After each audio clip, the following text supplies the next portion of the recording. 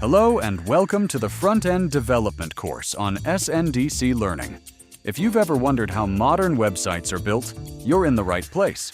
In this course, you'll learn the essential skills needed to become a front-end developer, starting from the very basics and progressing to building complete responsive websites. We'll begin with HTML, where you'll learn how to structure web pages and create your first portfolio website. Next, you'll explore CSS to design visually appealing and professional-looking web pages.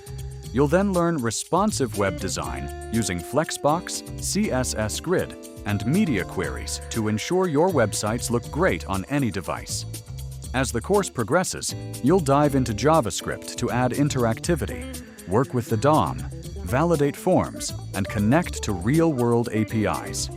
Finally, you'll bring everything together by building and deploying a complete front-end project to a live server.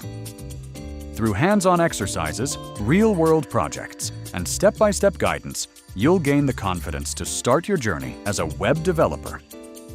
Let's get started and begin your journey into front-end development. Happy coding!